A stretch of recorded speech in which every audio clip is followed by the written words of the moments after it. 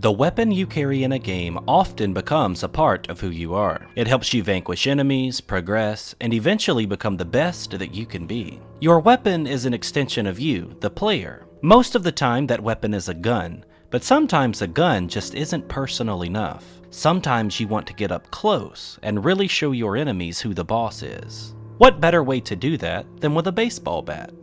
It's a weapon that's been included in some of the best games in history, and I'm sure you're thinking of quite a few times when you picked up a bat and started bashing everyone in front of you. This video looks at baseball bats in games and how they've been used over time, but first, a little background. The first baseball bat was patented in 1890 by Emil Kinst. The original design had more of a curved shape than what we're used to today, so it was initially known as the banana bat because of that design. Kinst wrote that the object of his invention was to provide a ball bat which shall produce a rotary or spinning motion of the ball in its flight to a higher degree than is possible with any present known form of ball bat, and thus to make it more difficult to catch the ball, or if caught, to hold it, and thus further to modify the conditions of the game. The first innovation to the baseball bat came in 1906 when Spalding made a mushroom design that was better suited for the sport's purposes. During the 1900s, the Spalding Company designed a larger bat with a mushroom-shaped knob on the handle. This made the batter able to get a better distribution of weight over the entire length of the bat. So over time, bats have been redesigned and underwent changes to make them better for their primary objective, to knock a ball as far as possible. But in video games, that objective changes. The simplest place to find a baseball bat is pretty obvious, in baseball games like MLB The Show, or EA's older titles from years past. But those bats aren't used as weapons, and they just aren't as fun. So let's look at some appearances in other types of games. The baseball bat features in Yakuza 0 as Mijima's main weapon for his slugger battle style, but also as equipment to use inside of battle. In Yakuza, you simply swing the bat to beat up the bad guys, and you also use special moves known as heat actions, knocking an opponent to their knees and then smashing their face in true Japanese style. In Yakuza Kiwami, the slugger style makes its way back in the form of Majima, everywhere as you have to face against Majima in a small series of mini-bosses as part of the training regime featured in the narrative. The bat is attached to Majima's character in a unique way, and it offers a great deal of fun. Yakuza battles already feel epic, but when swinging a bat wildly at your opponents, it makes you feel powerful. And there are few appearances that do it as well as Yakuza, so bring your silly little katana. It won't help you against the power of the mighty metal bat. One of the most iconic appearances is in Grand Theft Auto. I remember it being featured as far back as GTA 3, although my memory fails me after that. It's normally one of the easiest weapons in the game to obtain, so you can get your hands on one pretty early. Something that always makes me remember the bat is the swing animation. Something about it looks especially violent and painful, and there's no limit to how many times you can pound someone with it. It's normally a 2-hit kill, which makes it a pretty good option when you don't have a gun. Something about the bat feels guilty in Grand Theft Auto, and that's why it's a special entry. How many times have you paid a woman for her special services, then used a bat to get your money back right after? I'd say at least once. This video was a bit hard to make at times because it made me realize that we do some pretty awful things when we're given the chance to in certain games. Using a bat in Grand Theft Auto is a perfect example of that, and I'll always remember running around as Tommy Vercetti, or CJ, bat in hand, collecting money from the poor lifeless bodies of the innocent NPCs that fell victim to the bat. Not all appearances of the bat in games are as violent as Yakuza and Grand Theft Auto though. Earthbound's main hero, Ness, is a courageous, kind, and helpful boy from the fictional town of Onett, located in northwestern Eagle Land. His favorite food is steak, and his signature PSI move, named for his favorite thing, is PSI Rockin'. He possesses strong psychic powers, and in the year 199X, utilizes his abilities to defeat an alien invasion by the forces of Gygus. His weapon of choice? A baseball bat.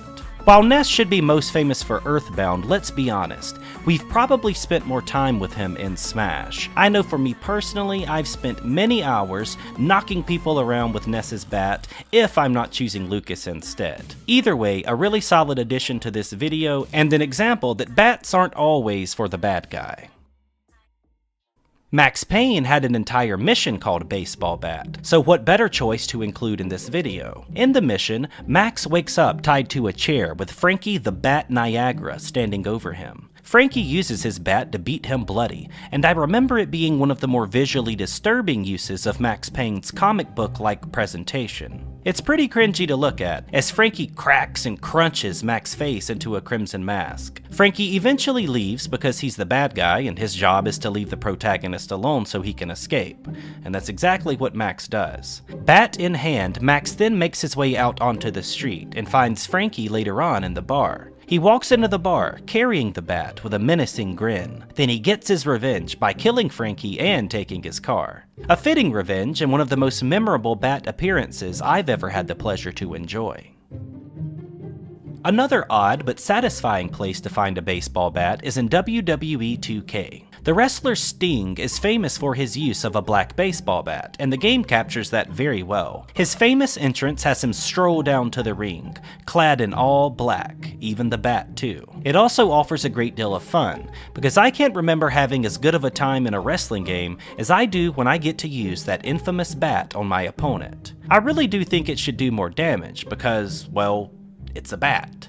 But it's wrestling, and in case you didn't know this already, wrestling isn't real. Either way, I think it's one of the most entertaining bats in gaming history. I grew up watching Sting, and I used to see him as an enigmatic figure that I couldn't decide on. Was he good or bad? I never did know, because most heroes don't beat their enemies up with a bat. But Sting did. Being able to do that in a game is just all the more enjoyable. The game that allows you to get the most out of your bat has to be Fallout though.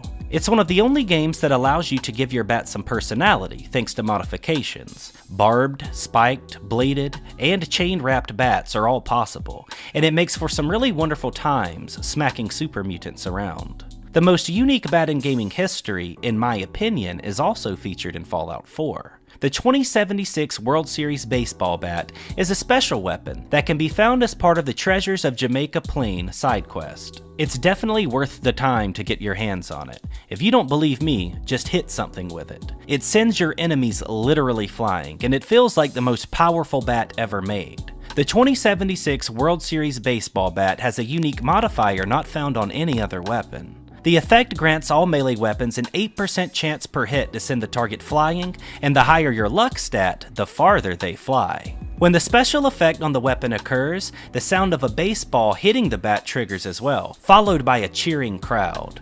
It feels so good, and I recommend everyone try it at least once. Far and away, my favorite bat in gaming history.